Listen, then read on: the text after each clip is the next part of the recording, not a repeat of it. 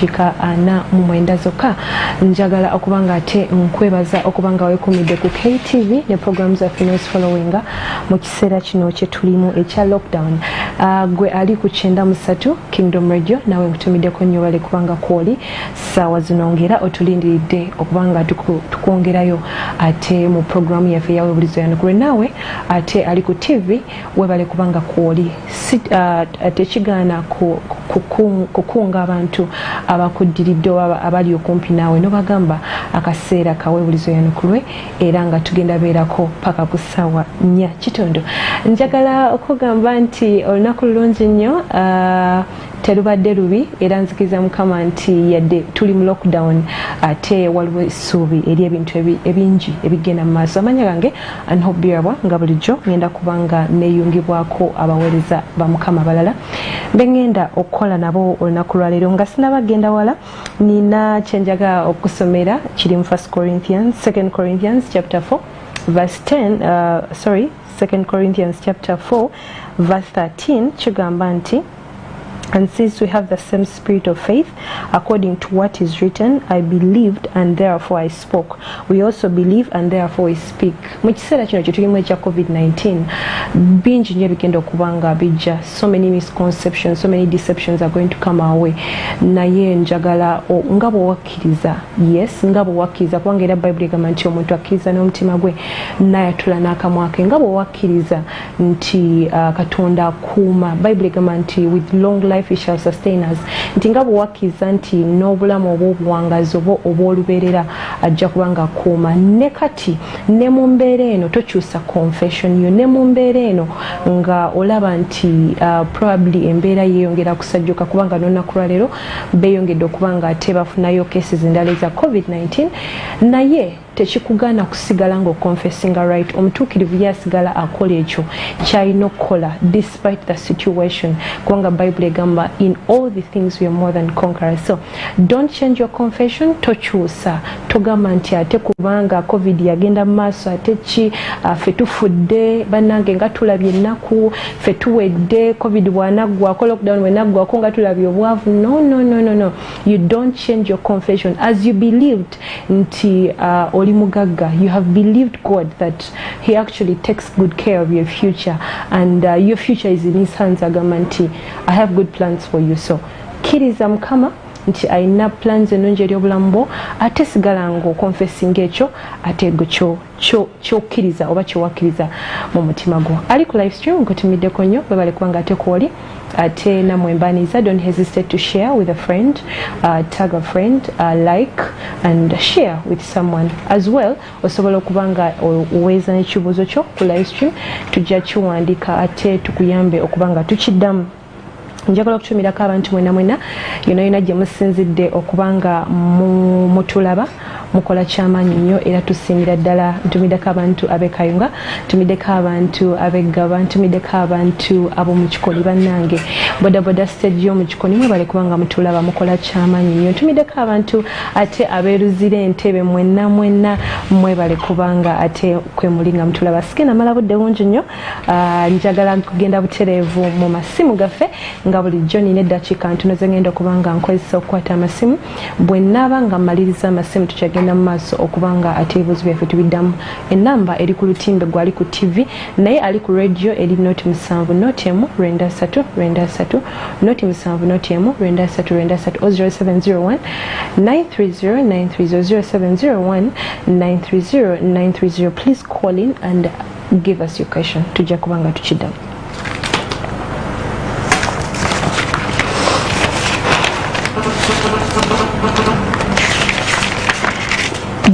Bw'okuba essimu make sure nti olina network ennungi, kijja kubanga kituyamba obutafuna feedback. Ate naawe ayagala okwewulira olina okubanga okendeza volume ya radio oba TV tusobola okubanga tukuliza bulungi. Ali ku ssimu. Halo wangi ssebo. Aweebwa ekitiibwa ssebo. Webale kubaako n'otulaba oba n'otuwuliriza. Njogerako nani? Mbagala nnyo ekiringo kyange kiri nti lwaki gavumenti ekulaba bulayo ddala emmere kulaba abantu ng'abatunze ebinafuna namwe namuna sebyaka byetanamu Lwaki gavumenti yakola ki? Lwaki gavumenti ekuba abantu abazadde emmere kitulumanyi Okay. ekuba abagaba emmere abata abagaba emmere. Oh, lwaki gavumenti ekuba abagaba emmere? Okay. Ebyange byana mawano. Kale ssebo mwami Seryange tweyanziza ekibuuzo tujja kuba nga tetukibuuza. Omulala ali ku ssimu. Noti 7 noti emu 93 0701 930 930. Ali ku ssimu. Halo.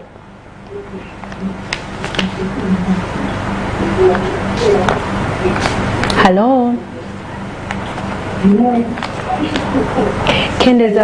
Kendeza volume ya TV oba radio.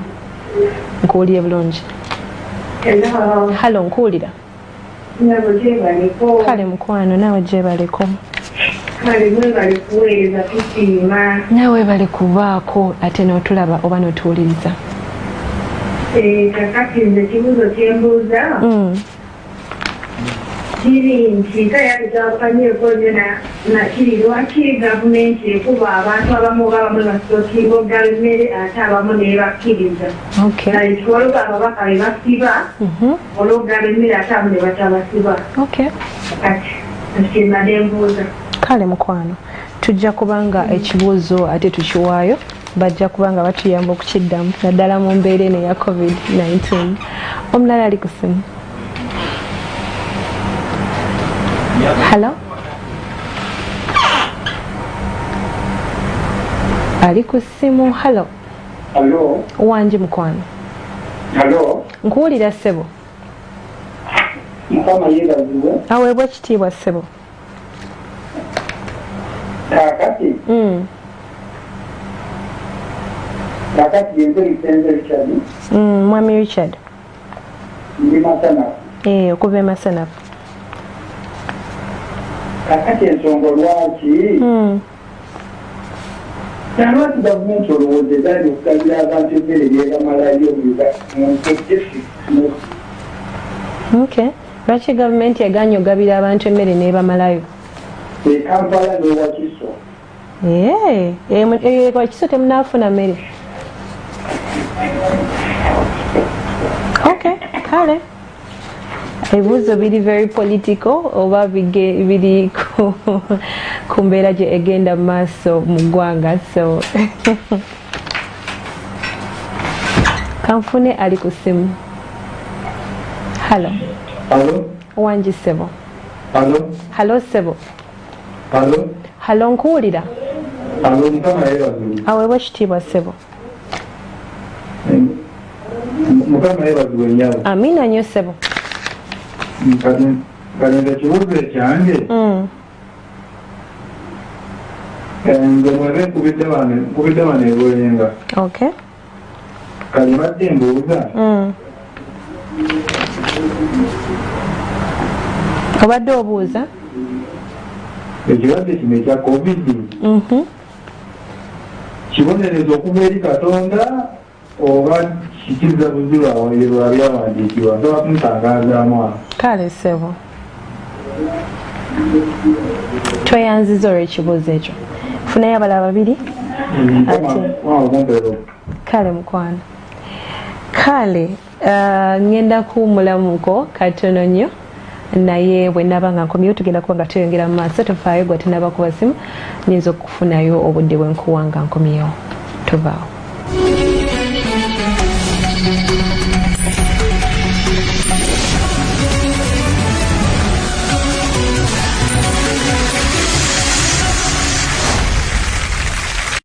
Sponsored by Cornerstone Daycare Primary School. Somero lya ddene boarding. Tuli mikwano gy'abaana bo ate n'abaana bo mikwano gyaffe. Tulina buli kimu kyetaagisa omwana wo okufuuka kyalina okubeera. Cornerstone Daycare Primary School lisangibwa Mityana Kasanda. Bakubire ku noti 788 261 561 ne noti 702 777 779 51.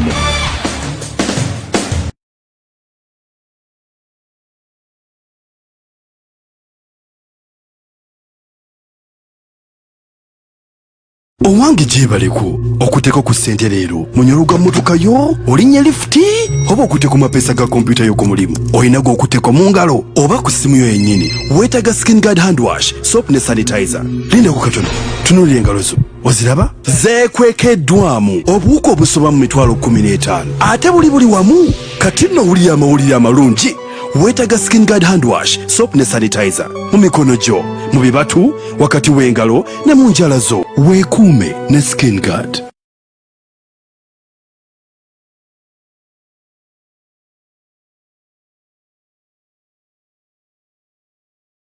onowulira ekinabeera mu mayumba g'abantu buli lwa mmande nga bakutuula enjegere ogenda kuteekako lutimbe lugagadde olwa KTV otege kinamusatu Kingdom FM omulabiriza abasabire nga bwe kiba mu kutula njegere malayika omuzikirisa ng'ayita akawuka nga kayita endwadde nga ziyita obwavu nga buyita bano abampulira leka bo bayiteko buli meyado basemera newankubadde ku baana baabwe newankubadde ku zzadde lyabwe naye babikke wansi w'omusaayi babikke wansi w'ekisaakyo babikke wansi w'obugabirizi bwo nangirira mukazi gwampulira musajja kwambulira tembeera eno tekole kabi abaana baffe abali e China abali e Bungereza abali mu America abali e Canada mukutula njigida atandika sawa 3 okuyita mu kiro omulabirizi mukubirayo ekifaananyi kya famire yo okwatayo ka vidiyo nga muli wamu ne famire yo okamuweereze ku WhatsApp tukazanye ne ku KTV.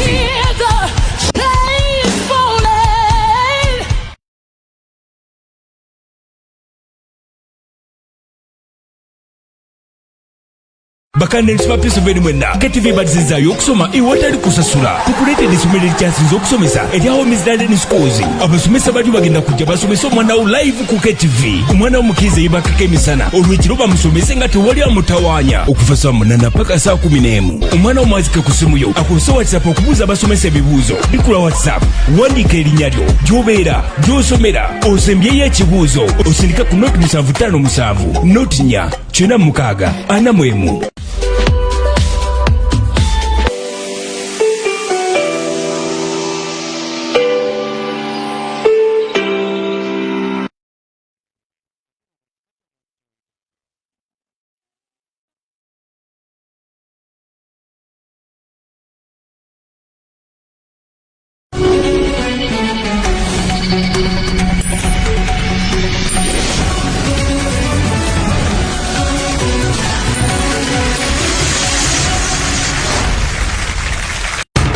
Sponsored by Cornerstone Dekeyani Primary School somero lya ddene boarding tuli mikwano gy'abaana bo ate n'abaana bo mikwano gyaffe tulina buli kimu kyetaagisa omwana wo okufuuka kyalina okubeera. Cornerstone Dekeyani Primary School lisangibwa Mityana Kasanda bakubire ku noti 788 261 561 ne noti 7 noti 2 777 779 51.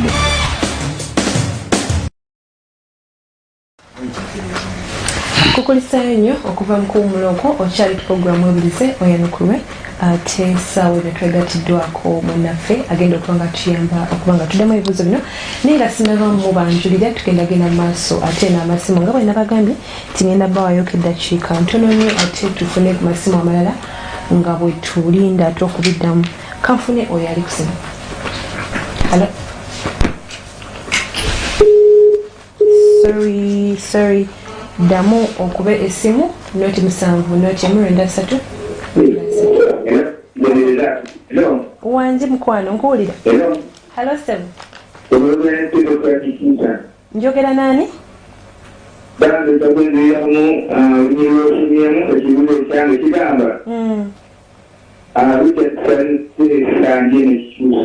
Eche?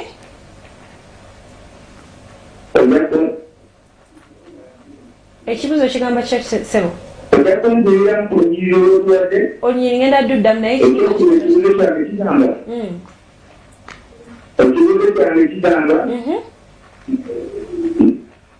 lwaki bano bwemale kuwaayo obeeramu gavumenti nemale bakukkiriza okubeera abantu bennyini ngeweerabayo okuwa omukuteekesera n'ekyusa bulungi. Sebo ekibuuzo ekyo ndowooza pasita Zayini akiwulidde kinnemye okutegeera obulungi naye yakitegedde kubanga tumusanyusiza nnyo. Omulala ali ku simu. Ali ku simu. Halo mukwano. Wanje mukwano nkuwulira. Aweebwa ekitiibwa njogerako nani? Halo nkuwulira mukwano. Mukama yeebazibwa omukwano. Amina nnyo aweebwa ekitiibwa. Nawe bale kubaako n'otulaba. Mbadde mbuuzaako obuulizeko ku Bishop ku Sunday Law. Ku ki? Ku Sunday Law? Ekibuuzo kiddemu kigamba kitya? Sunday Law. Okay. Ku Sunday Law. Anti kati mpulira bagamba ng'osaba. Kale ndowooza ekibuuzo nkitegedde. Nja kubanga nkimuwa. Ali ku simu omulala. Halo. Halo. Halo. Wanji. Halo. Halo. Nkuwulira mukwano. Nze nagamba Joana okuva e Masanafu. Joanna Nansamba okuva e Masanafu. Ekibuuzo kyange kiri nti.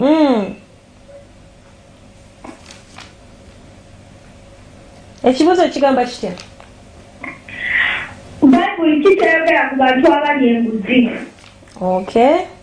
Kale mukwano.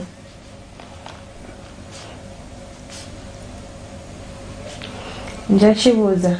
Nfuneyo omulala omu asembayo ate amasimu mbere nga ngagalawo. Hello, Mukama yeebazibwe Auntie Anne. Aweebwa ekitiibwa mukwano. Nkuwulira sweetheart. Oyogera ne Shamim Tendo. No. What happened? What happened with my call? Shamim Tendo nga nsubiddwa ate oku kanfuneyo omu asembayo ddala. Halo mukwano. Yeebaleko nnyo. Kale ssebo nawe gyebaleko. Kati ono Dambadde Najeera. Dambadde. Wali temugaba akawunga e Najeera, abantu b'e Najeera bali bubi. Okay. Kale mukwano. Kale. Okay. Toyanze ekibuuzo ekyo. Abuuzizza nti lwaki tetugaba akawunga e Najeera. Kale asemberayo ddala. Producer mpaddeyo omulala omu. Halo. Wanji. Ali ku ssebo. Wanji ssebo. Halo ssebo nkuwulira. Kale ssebo nawe gyebaliko. Ssebo nkuwulira. Ssebo nkuwulira. Okay, sorry about that. Ndowooza amasimu ngenda kubanga ngaggala. For now, sigenda kufuna simu ndala munsaasire. Ndowooza tujja gaddamu olunaku olw'enkya. Producer sigenda kufuna masimu malala. Yes, tuyanze ebibuuzo bimutuwadde. Ngenda kubanga nsaba ate munnange gwe nkoze naye atubuuzeeko tubeere nga tugenda mu maaso n'eshow yaffe. Tusanyiza okulaba Pastor Zion. Kale Anna. Smart mukara ntiina eno. Ekitiibwa kya Mukama waffe. Kyekigenda eyo mu maaso. Ffe mwe gye muli eyo ffe tuli ku mirimu. Mu byonna Mukama asigalayo Mukama.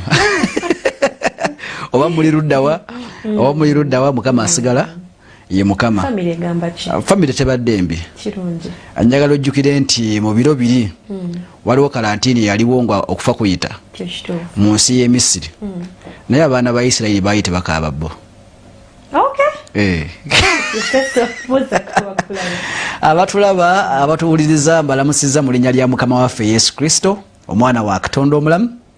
Nebaza Katonda nti okyasobola okutega TV yo, okyasobola okutega radio yo n'otulaba mu linnya lya Mukama waffe Yesu. Nzikiriza kigambo kimu nti okyali mulamu.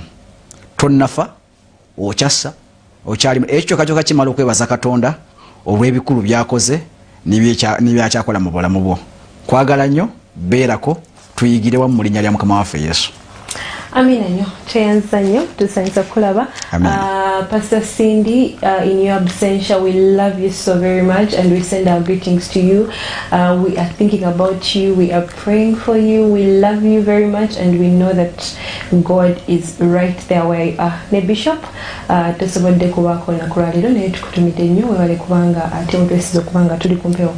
Weebale kubanga owereza eggwanga. Genda butereevu mu bibuuzo byaffe by'olunaku lwa leero, naye waliwo omwami yansabye muddiremu ekibuuzo scripture gye nawadde nga ntandika yabadde 2 Corinthians chapter 4 verse 13. 2 Corinthians chapter 4 verse 13. Nabadde njogera ku nga bw'okkiriza bw'oti bw'oba oyogera toyogera ate kikontana na kukkiriza kwo. Ekyokkiriza n'ogamba nti kino kye nakkiriza Bayibuli kye ŋŋamba nganze omukkiriza, ekyo ky'oba oyogera. Confess it all the time. Don't change your confession despite the situation.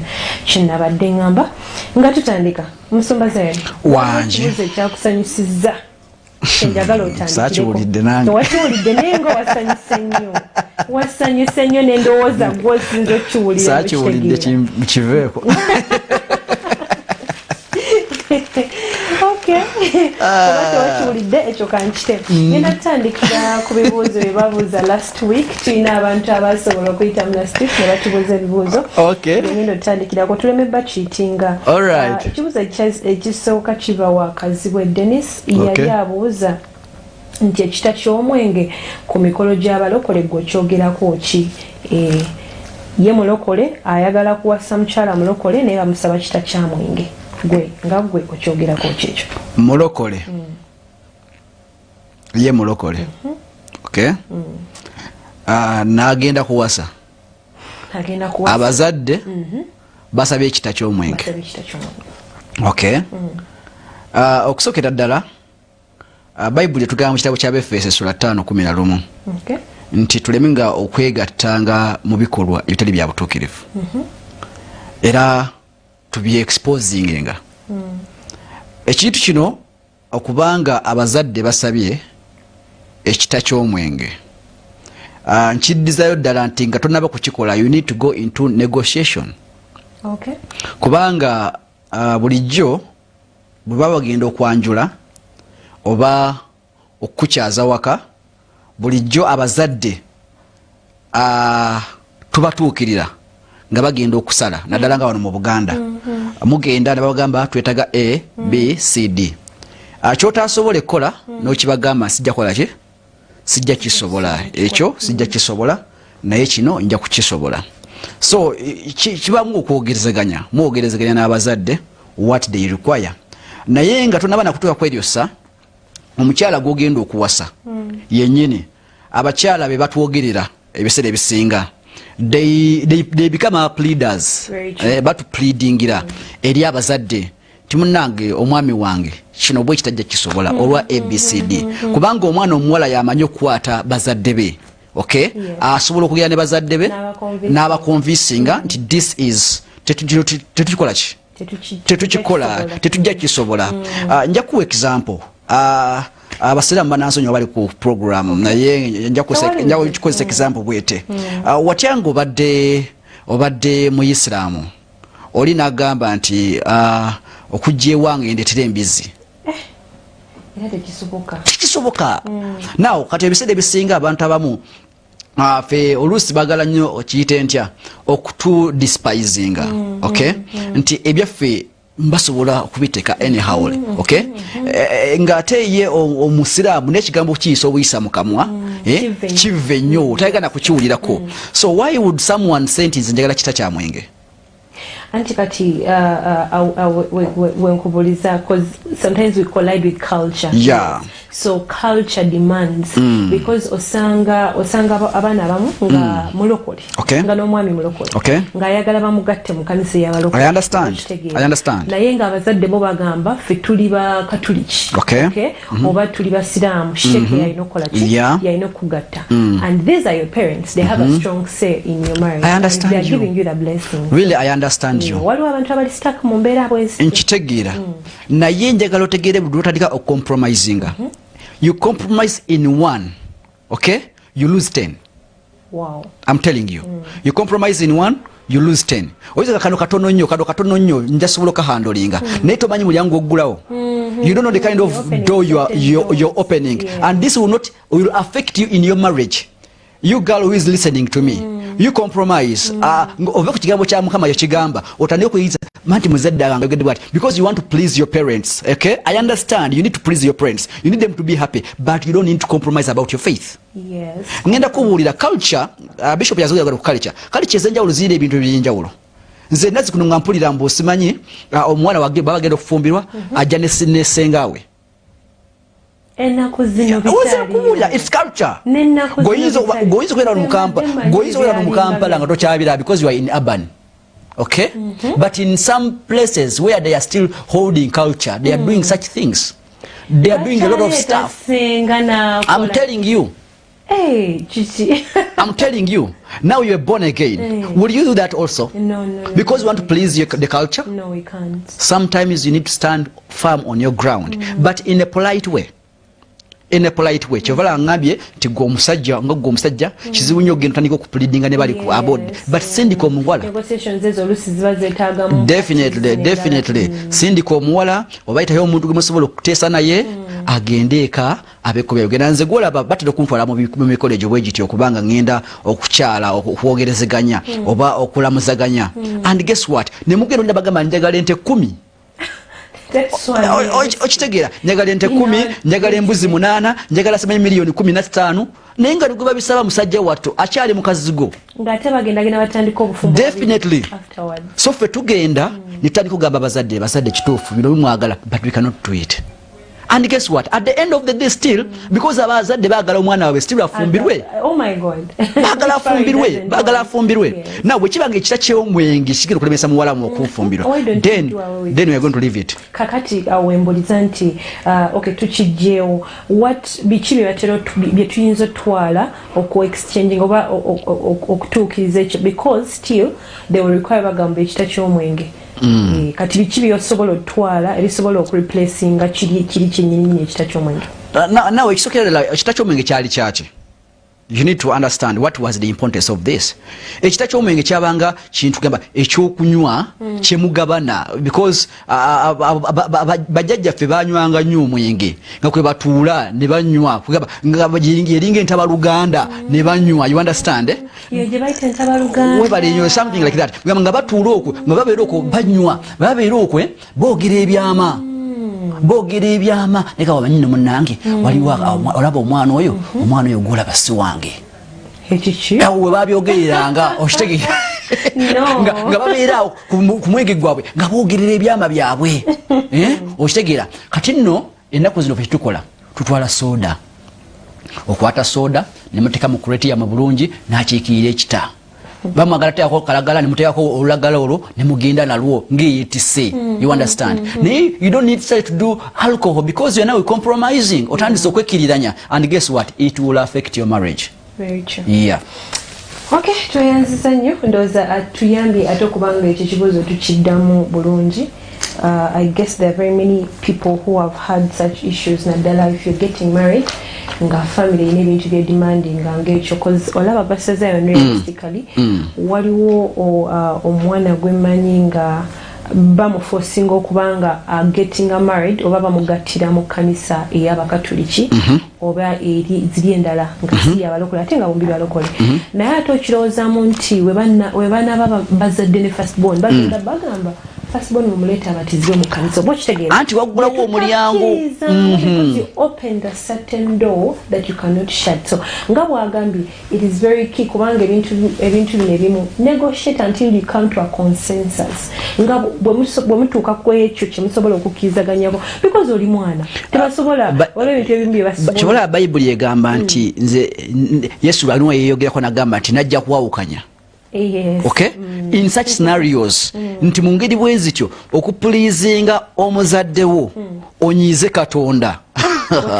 Oh God, no. So we need to stand on our ground. May I remember when I lost my dad, nafiirwa kitange, and when I lost my dad, netugenda mu kyalo. And guess what? Ne batandika mujjeemu engatto. Tubasibe ekyayi mu kiwato. Tubasaleko enviiri. Oh my God. Mujje munaza akanyirikisi asomenya akanyirikisi mujje munaza kitamu. All those things are refused. And guess what? Let me tell you what happened. Nga tumaze okuziika muzeeyi banazza baganda bange eddagala mu mutwe everything I refused.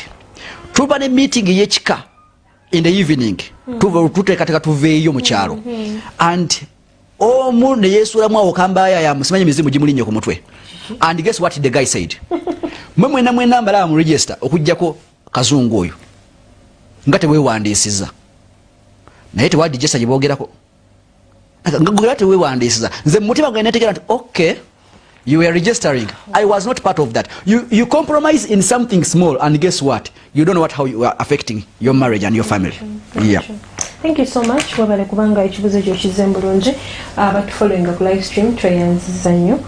Ekibuzo kyange ekyokubiri kigamba nti ono omukyala bamuyita Maureen ya ekibuzo yali yava kajansi era ekibuzo kyali kigamba nti amaze emyaka 7 mu bufumbo ayina abaana babiri mu bufumbo buno naye tebagattibwa mu bufumbo obutukuvu ali mu bufumbo buno obwaffe buno bwe tuyingiramu olusi so wammwe kisaze mu buli sorry kisaze buli obwabo bali okay tali wano yes obufumbo bwa kaundo kakubye dinisa okay yes obufumbo obwo nga yayingirayo bana 7 years okay. Nafuniramu n'abaana be babiri naye agamba nti atuse ekiseera nga ayagala tukuza bufumbo buno ayagala tukuza obufumbo yeye mulokole saa kyatuka n'alokoka ye n'alokoka so agamba nti omwami akola ebintu ebiringanga ebyefaananyirizaako ng'ebyabalokole naye nga kale si mulokole naye agamba nti he shows acts of being born again nti alaga ebikolwa alinga omulokole yes yefaananyirizako ng'abalokole ate bambi omukyalo na awuli yagala atukuza obufumbo buno remember already they have the children they've been together for a long time ayagala kitwale ku level endala babutukuze naye omwami amazima gali nti si mulokole naye akola ebintu ebyefaananyirizaako nga ebyabalokole omwa magezi ki okay first of all okwefaananyiza abalokole tekifuula muntu mulokole kiringa gamba nti okusula mu galaji tekikufuula motoka omwami si mulokole kyekyo soko kiveeko togana gamba nti obanga akola ebikolwa ngeyo ndaba tayonoona n'olwekyo omulokole nedda si mulokole kujjako nga confessinse okuba omulokole so ekyo period tukiresaawo obufumbo wabuyingiramu ababuyingiramu nga si balokole bonna okay later omukazi nakola atya nalokoka bayibuli kikyeyogera ku ekyo nti gwe bwolokoka oli gwobali naye omukolo otya bayibuli etugamba nti bwe mulokokanga tebagamba kwawukana ebagamba wabula gwe ebikolwa byo binakyusa oli omulala okay so I advise you nti yongera okubanga wayisanga omukyala omulokole bwalina okuba omwami alabe ebikolwa ebirungi byoyolesa mu bufumbo omuwalirize oba omusikirize naye asobole okubanga ayatula Kristo okubeera omulokozi then issue y'okutukuza yamwanjula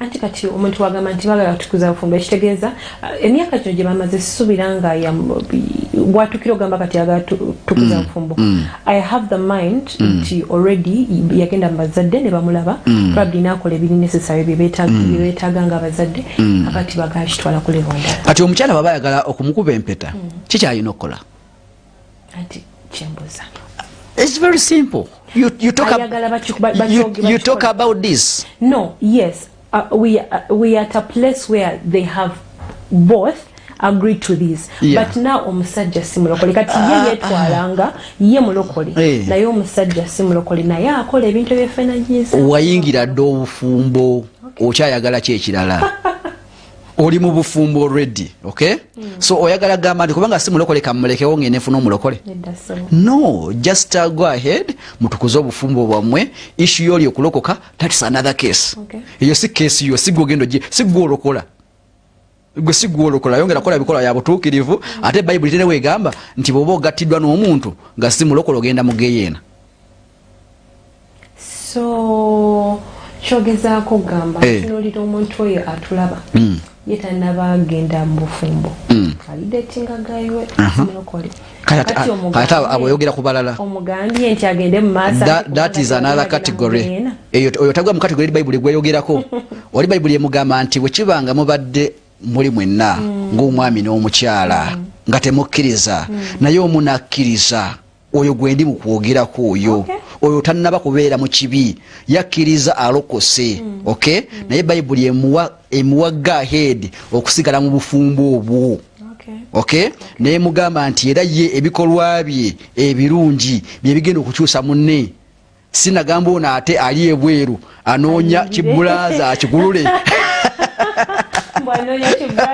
akikulule akibuulire enjiri oyo si gwe njogera kwoli olwedda ali mu bufumbo awitugera naye mu bufumbo obwo wakati alokose so tannayonoona era bwagenda mu maaso yina mugamba njagala kukuwasa kukuba mpeta tannayonoona bagende mu maaso bafumbiriganwe bakuze abaana baabwe kale tweyanziza nnyo ndowooza ate ekyo batuyambe okukiddamu nti gwe abadde tannaba kumitinga oba kukiyingiramu tatali mukole naye gwe eyesanze ng'olwedde wakiyingiramu dda mulina n'abaana muli bafumbo tokivaamu go ahead otukuze obufumbo buno nga bwagambye nti nga bw'okola ebintu ebimusika oba ebimusikiriza okwegomba oyo katonda ogwolina oba obulokozi bwo nti ebintu etukola ffe ng'abantu abalokole byebisika bano abalala okuba nga ate nabo bajja mu bulokozi tovaawo tugendawo mulamu katono nnyo tukomawo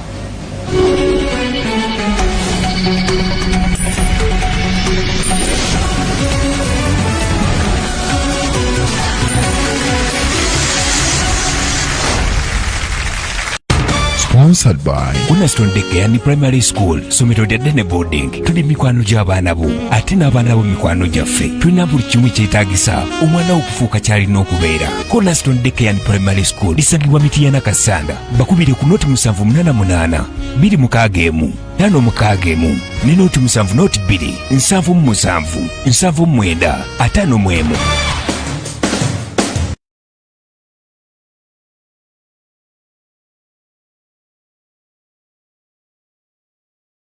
okugunjula omwana kisukka ku kalaamu n'ebitabo omwana we asaanye asomere mu mbeera esaanidde Cornerstone Dekeyani Primary School somero lya ddene boarding tuli mikwano gy'abaana bo ate n'abaana bo mikwano gyaffe tulina buli kimu kyetaagisa omwana we okufuuka kyalina okubeera ebyenjigiriza ebiri ku mutindo essomero lirobagazi ddala lirina ekikomero ekiwanvu omwana gy'atasobola kubuuka okuli security cameras emmotoka ezitambuza abaana kw'osaana eddwaliro ly'essomero ebyokuzanyisa by'abato abaana basula bulungi ate nga bafiibwako abaana bayiga fashion and design ku myaka emito Cornerstone Dekeyani Primary School lisangibwa Mityana Kasanda bakubire ku noti 788 261 561 ne noti 702 777 779 51.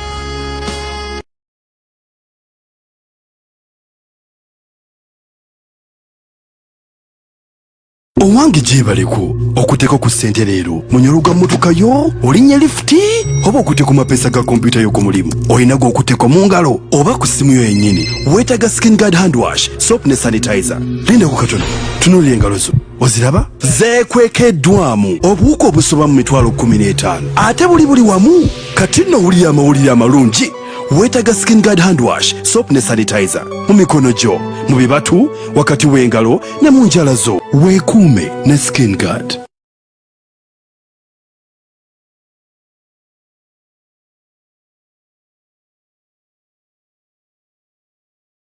onowulira ekinabeera mu mayumba g'abantu buli lwa mmande nga bakutuula enjegere ogenda kuteekako lutimbe lugagadde olwa KTV otege namusatu Kingdom FM omulabiriza abasabire nga bwe kiba mu kutula njegere malayika omuzikiriza ng'ayita akawuka nga kayita endwadde nga ziyita obwavu nga buyita bano abampulira leka bo bayiteko bulemeya dobasemera newankubadde ku baana baabwe newankubadde ku zzadde lyabwe naye babikke wansi w'omusaayi babikke wansi w'ekisakyo babikke wansi w'obudabirizi bwo nangirira mukazi gwampulira musajja kwambulira tembeera eno tekole kabi abaana baffe abali e China abali e Bungereza abali mu America abali e Canada mukutula njigida atandika ssaawa 3 okuyita mu kiro omulabirizi mukubirayo ekifaananyi kya famire yo okwatayo ka vidiyo nga muli wamu ne famire yo okamuweereze ku WhatsApp tukazanya ne ku KTV.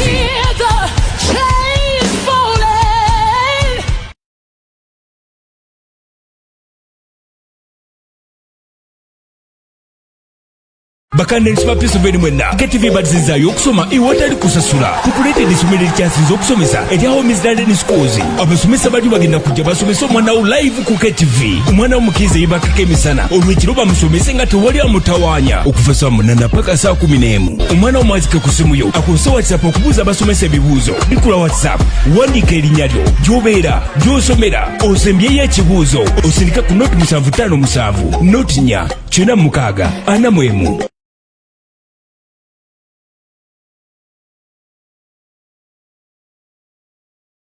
Kingdom Joys Daycare and Kindergarten twagala kuza Uganda eddako n'abaana abalina empisa abatya Katonda abekkiririzaamu ate nga bamanyi bali leeta omwana ku Kingdom Joys Daycare and Kindergarten okwewandiisa kugenda mu maaso. Tulina abasomesa abamanyi bakola n'abalabirira abaana bafaayo. Tulina emmotoka ezitambuza abaana. Tuli ku musingi gwa bukristaayo lisangibwa Salama ku Rasa Stage. Tukubire ku noti 78 noti 65 73 77 ne noti 7 noti 65 73 77. Kingdom Joys Daycare and Kindergarten, engaging hearts, equipping minds.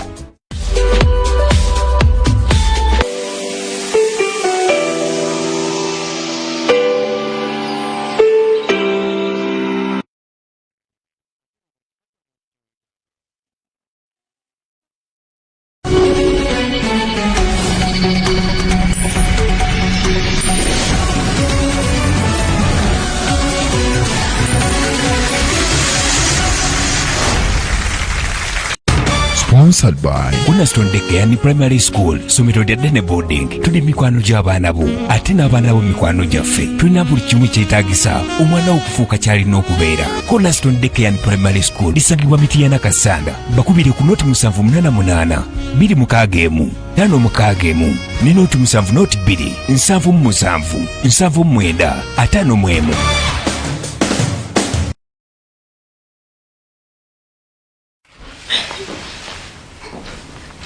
Kulika nnyo okuva mu kumulongo ndi musanyufu kubanga ate ekibuzo kyengenda okubuuza nakyo kirungi. Akatuyinga kwali program Webulize Oyanukulwe nga ndi ne Pastor Zion olunaku lwa leero. Bishop tasobodde kutuyingako ne mami naye nga kwebali ate batulaba naawe aliko ng'alaba webali kubaako ng'olaba. Ntumiddeko famire ya Dr. Mukwadanga Emmanuel Kayunga abatudde awo ekangulumira, nentumirako Pastor Sentongo naye ali awo ekangulumira. Mbatumiddeko nnyo mwebali kubanga program eno mugiraba. Ntumiddeko famire ya Michael Angelo Serulungi mwebali kubanga ate namwe mutulaba. Nentumirako famire ya Kigongo Ivan mwebali kubanga ate namwe kwe muli nga mutulaba. Namwe besobodde kumentioninga amannya naye nga kwoli nga otulaba mwebali kubanga otuwadde obudde bwo. Ntumiddeko abantu abali online from everywhere, our fans. James Bisaso ngutumiddeko nnyo nkimanyi kwoli. Always George Kutesa nawe ngutumiddeko nnyo. Buyinza ngutumiddeko nnyo nkimanyi you are diehards, you're always on. Ku live stream we have a beloved Jose agambye praise God dear, you're very smart mkwano, thank you. Very humbled. Semambo Chiza Alex agambye I'm watching live here in Wachiso Central. Thank you very much for watching us. James Bisaso nagamba praise God KTV, thank you. Praise God to you. Joe Nam is also watching and Robert K is live from Nairobi. Thank you very much everyone that has given in your time to watch this show. Nagenda ku kibuzo kyaffe ekyokusatu. Ekibuzo kino nakyo kyabuuzibwa wiiki ewedde. Ono yabuuza n'agamba yali mukyala n'abuuza n'agamba nti Katonda wabanga alina omuntu gwakulaze mu kirooto nti ye mwami wo, okay, n'osaba n'okisabira ng'omuntu ono Katonda yamukulaga mu kirooto nti ye mwami wo, okay, nga omanyi n'omumanya mu buliwo naye gwe n'osalawo n'otakyogerako nga of course oli mukyala. Abakyala tulinako bakayita ka dignity oba glory that you hold, that omusajja yalina okuba nga akugoba, okay, he's supposed to chase after you.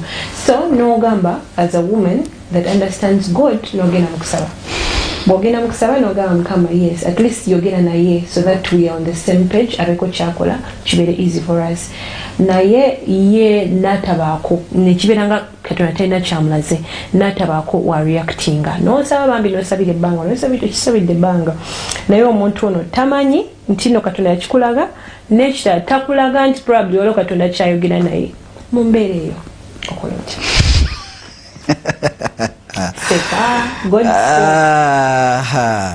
Katonda nakulaga Katonda yamulaga atya mu kirooto bambi waliyo oloseko nali ndoseeko buli kirota kiba kituufu nedda si buli kimu naye ebintu ebimu kati olaba ng'ebyo ebintu bya marriage Katonda n'amala akuloosa omanyi kyekitegeeza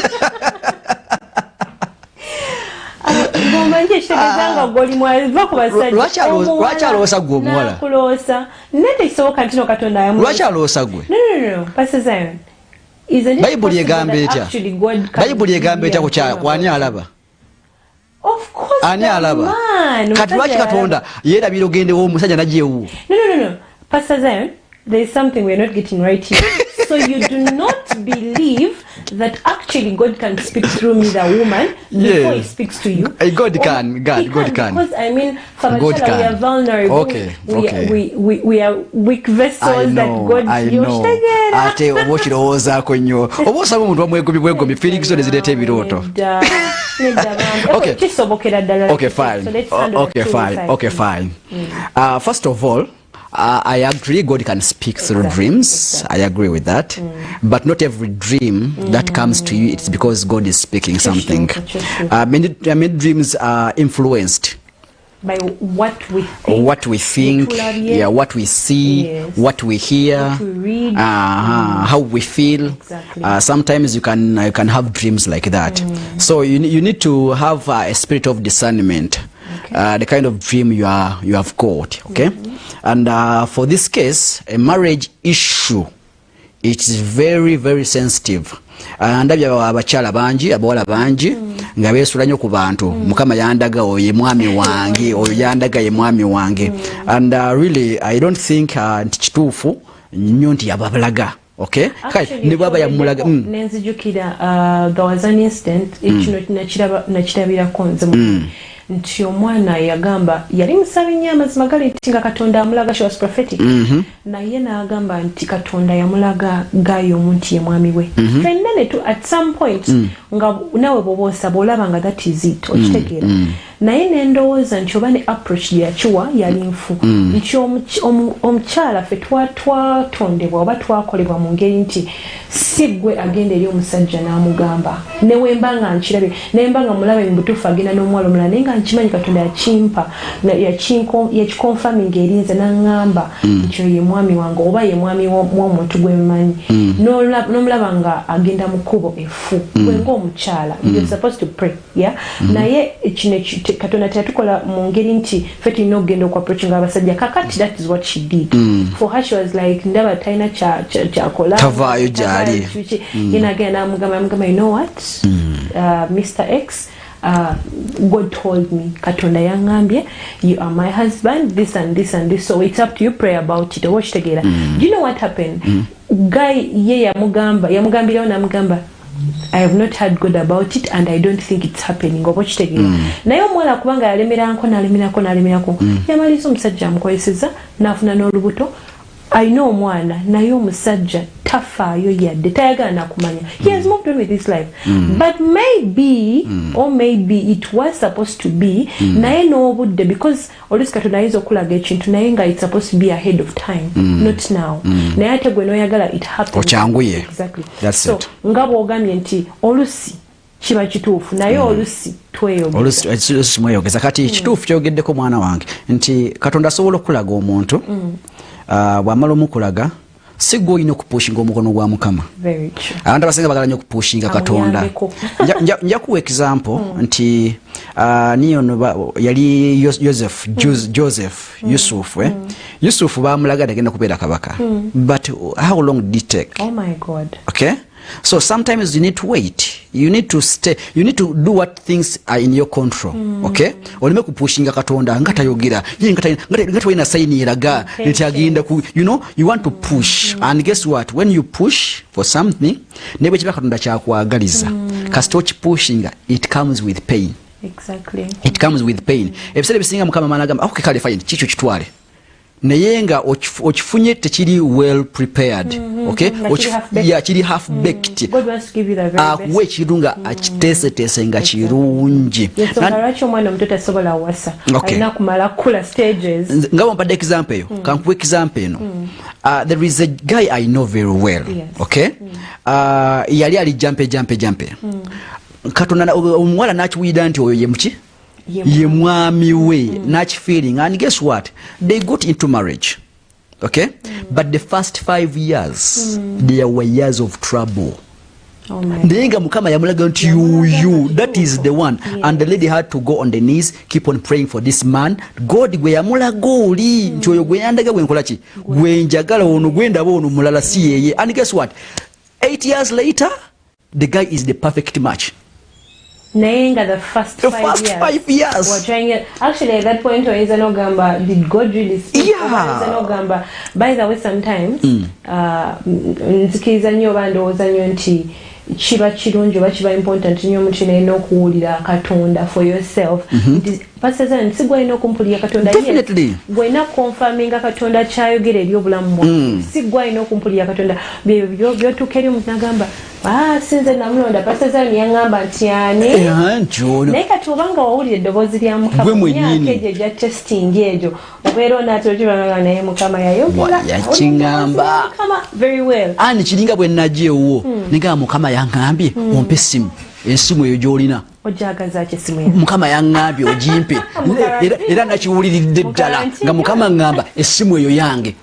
Do you just give it to me? Nedda seba. Because nekiri bwe kifaanana. Just go on the knees. Katonda yayogedde naawe eri tebamugobaayo. Agendeyo akikola atya akimugambe. Be in your line. Beera walindirirwa bwelindirira ng'omanyi oyo yigayo wange saba salaso kola bintu byoyina kukola. Be in your line. Let the guy know that there is something different about this lady. Let me tell you something. Bible inakyayogera ko nti ndikiringisa. This guy even can go. Yes. And take another person. Nogere kulaba ngakoze atya ng'akomyewo. So things about marriage, guys, don't just push. Naddala ng'oli muwala, don't just push. Kubanga kitandikire eno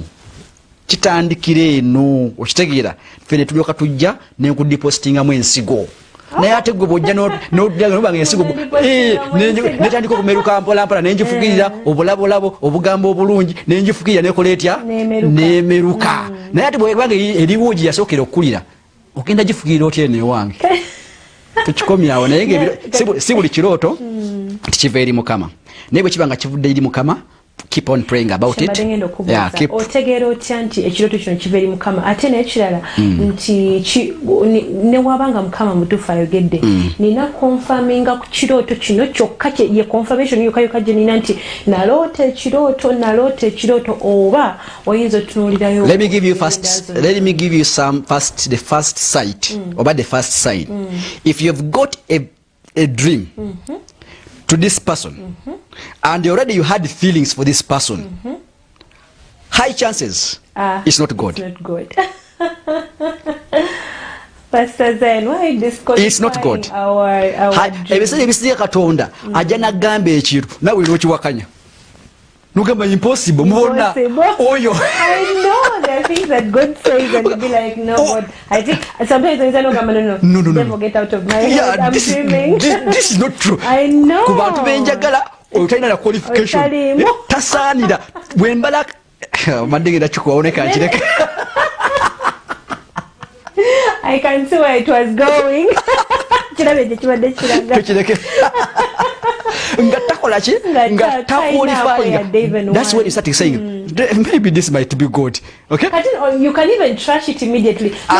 Maybe along the way come on mwana ngajja nnyo nga taina oba oli awo nga n'omuntu mulala jaga ni munayo omuntu oyo omuntu gwe bagamba ko yagamba omuntu oyo gwobonyabonya omuntu oyo okitegeera ng'olunyoyo Katonda naye bwe kibanga obadde ne feelings for this person most chances the devil takes that chance to okwefuula the angel of the light okay najja nagamba okay kati abalwadde abawamwagala kati kankikume ki kankikunaya n'atandika kipaintinga n'olaba ne kadaali nga muli mu kidaala mukumba ng'abantu bakubeerwa ne bishop abagatta ate banayawe ayinza oloosa abantu by the way ayinza oloosa abantu bayinza okuloota oyinza owulira abantu mu kkanisa kati ate bwogwa ku bannabbi b'obulimba idako mwana wange bwogwa ku bannabbi b'obulimba n'ogenda n'ekyo ng'alina kyakubalako agamba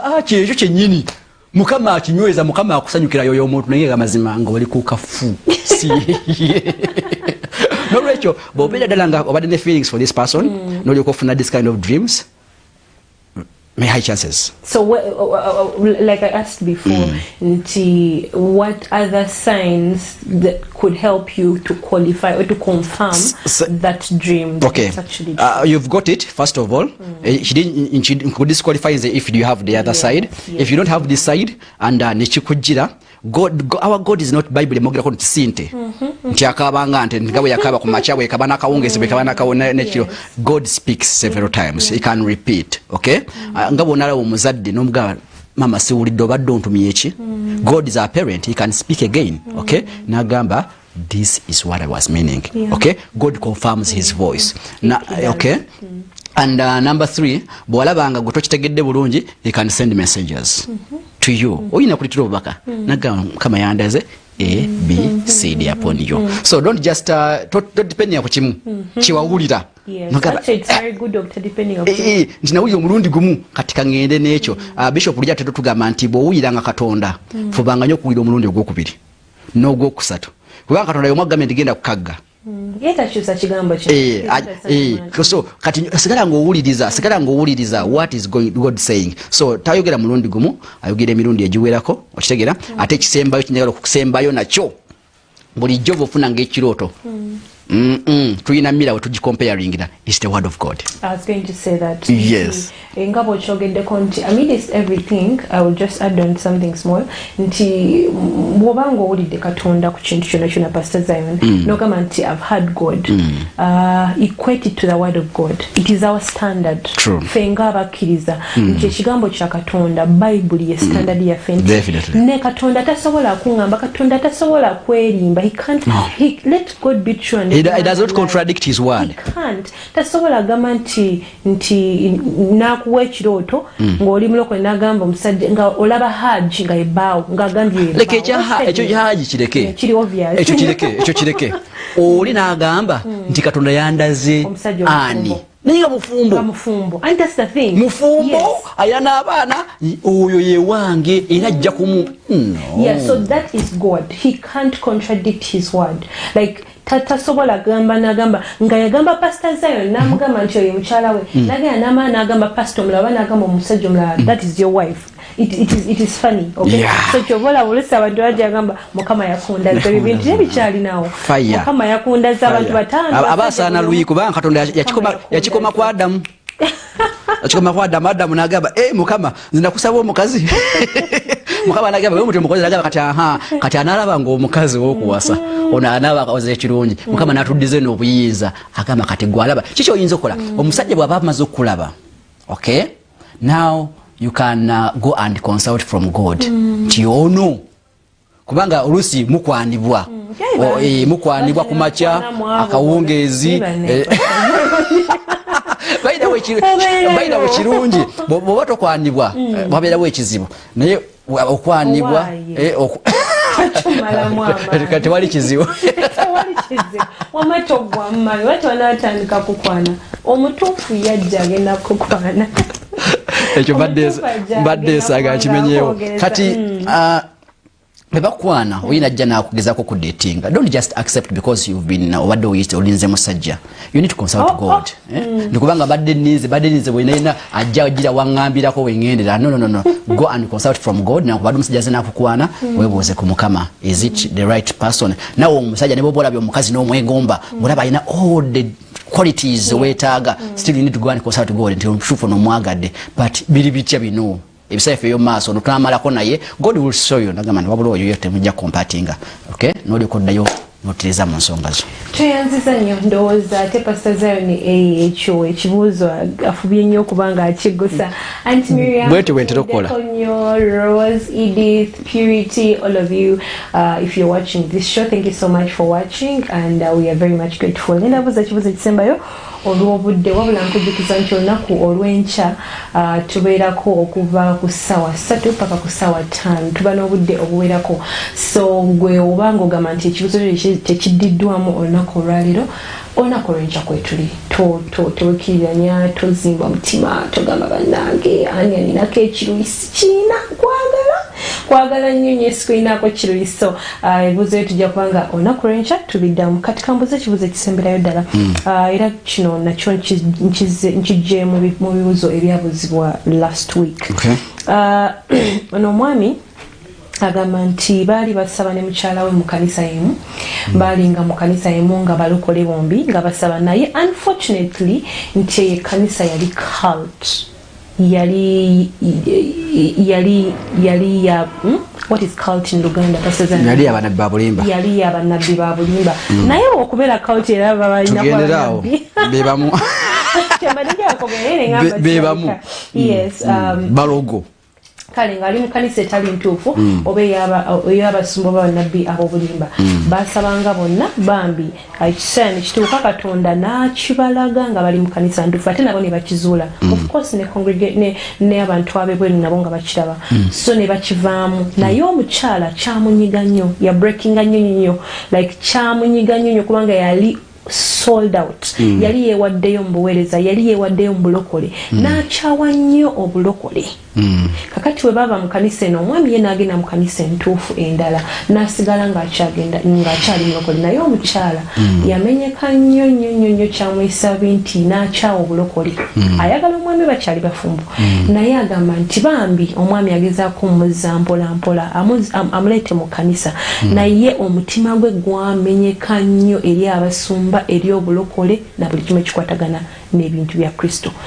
Omuyambi otya omwami ono? Bambi mukyala wamwagala nnyo era tebasobola kwawukana kubanga bakiyingiramu balokole era bafumbo. Kakati omwami ono ali disturbed. Balokokerawa. Balokokera mu kanisa. He didn't give us the details, but he said bo baali balokole from way back and they've been praying from that cultic church. Naye kakati ne kijjamu nti no baamala ne bakizuula Katonda n'abayamba okubanga bakitegeera nti it was a cult. Kati nga balina okuvaayo. Naye omukyala omutima bambi gwa hardeninga nnyo, where you don't even have to blame her so much because she was sold out. Osanga omutunga ali mu ddiini ye ng'akyagala nnyo ne bakola ekintu ekimunyiiza olusi kimumenya bubi nnyo. Kati yali alokose ku lwa musumba.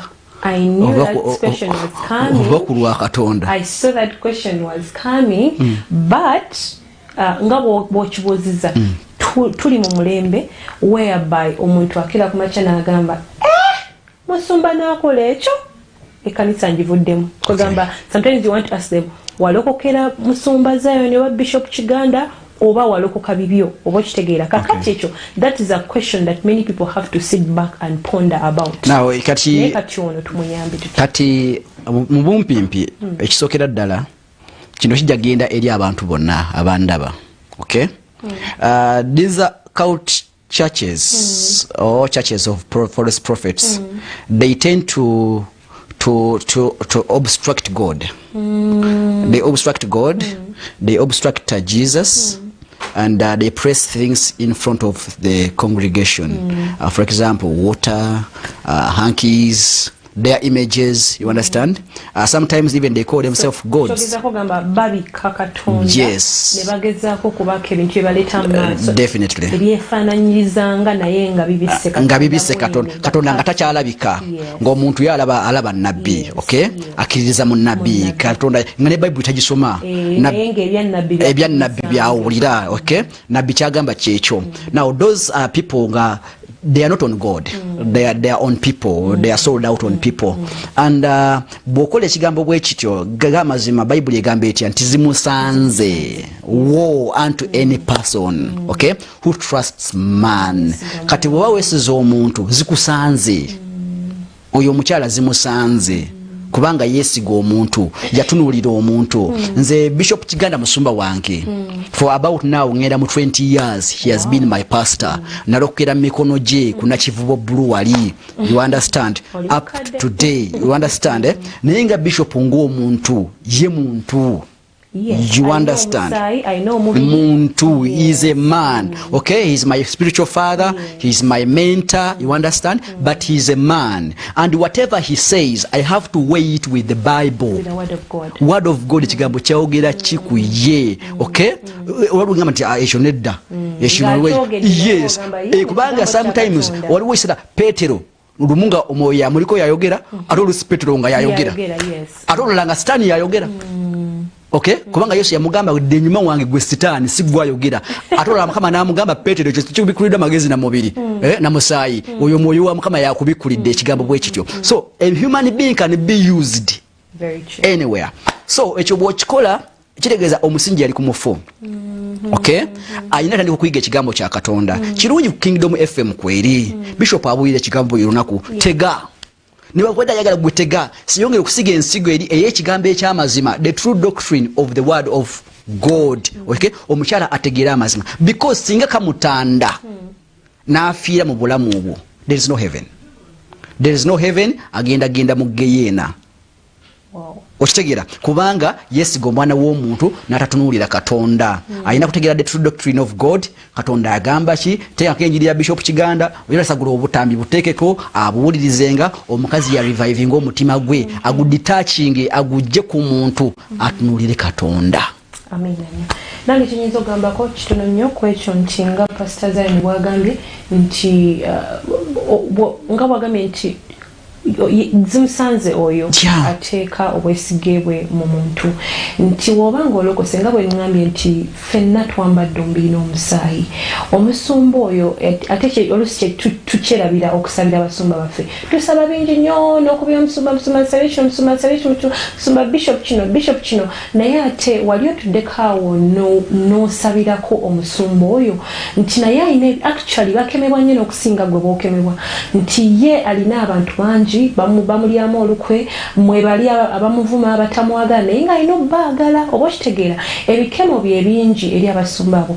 Twala obudde obasabire oba okitegeera ekyo just nkiyisizaawo naye manyi obudde buweddeyo naye abasumba ekanisa walide ejjudde abantu abeesittadde ku basumba and they are doing something wrong because Bible kyegamba Yokaana yagenda kwesitala ku Yesu.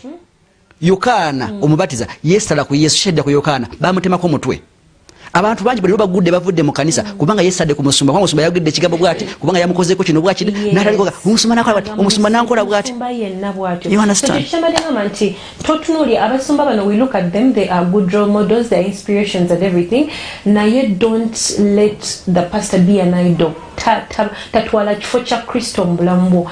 Funa umuyigireko ky'omuyigirako wobanga olaba nga asobezza somewhere, pray for them. Oba okitegeera pray for them. Bano basajja bakatonda balina omubiri n'omusaayi. So omwami ono omukyala wo musabire naye nga weeyongere okubanga omuteramu enjiri agiwulirize nebino ebigambo mugambe munaye tulina Katonda. We are trusting God, we are not trusting man. Kubanga omukono gw'omuntu oba omuntu yenna asootuye. Pastor Zion tuyanza nnyo okubanga obadde kona kubaliro. Amina. Sibula abantu kubanga obudde bwa tugenda mu kutulanjegere njagala obeereko. Tuli mu kusabira mawanga, tusabidde America, tusabidde Spain, tusabidde Italy. Tuli mu kusaba n'okusiiba. Njagala ogende maaso twegatteko tusiibe tusabe ate njagala obeere ku lunch hour, njagala obeereko ng'owuliriza Kingdom FM kubanga Bishop ali mu kuyigiriza engeri tugenda okwegayirira amawanga gano. Let us intercede for these nations and God shall save us from all this wrath in the name of Jesus. May God bless you. See you tomorrow. Okay, thank you so much. Cancel messages zino tuberenga tugenda ate mukusaba ono Robert K agambye live in Nairobi. Isingoma Richard yatugambye nti yes, thanks for the program. Robert K agamba I'm happy to be back home though we are in quarantine. Brian Genesis agambye kwali I'm watching. Brenda Thelia Hoods says wewawo praise God live from Saudi Arabia. I hope you are safe and you are doing good. Tubasabira Atune praise. Thank you so much for watching. I'm so humbled to have you on the show. She says well done Anne, and she says loving the whole setting, the glance at the outside and everything. Thank you very much. Evangelist Morris Katende agambye mukama akuwe omukisa. Amina. Benson Nagamanti, such a wonderful show. Thanks Pastor Zion.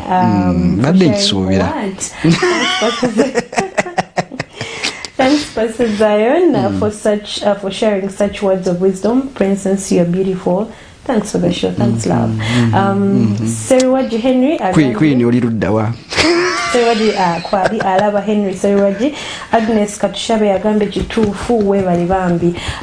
Nachitandwe Betty agambe I'm late, but tomorrow we shall be on from 9 to 11 p.m. So please be early on time. Seriwaji nagamba Henry nti I have just joined na program eno is a spirit-led mwebale nyo musumba wamu ne muchala Benson. Okay, thank you so much. Tetugenda kusuka wono twagala okwebaza mwena babaddeko okuva gye twatandikidde. I am so much grateful. I'm so blessed. Ababaddeko ku radio Chenda Musatu Kingdom Radio mwebale kubanga mubaddeko banange family zenjawulo mbatuliddeko nnyo. Mwebale producer waffe gwe tukoze naye webale nnyo Jime wali mu text tweyanziza nnyo naawe abaddeko nga tulaba mukama abatukumire tusinkana olunaku olw'enkya okuva ku ssaawa 3 paka ku ssaawa 5 musula bulungi mweba.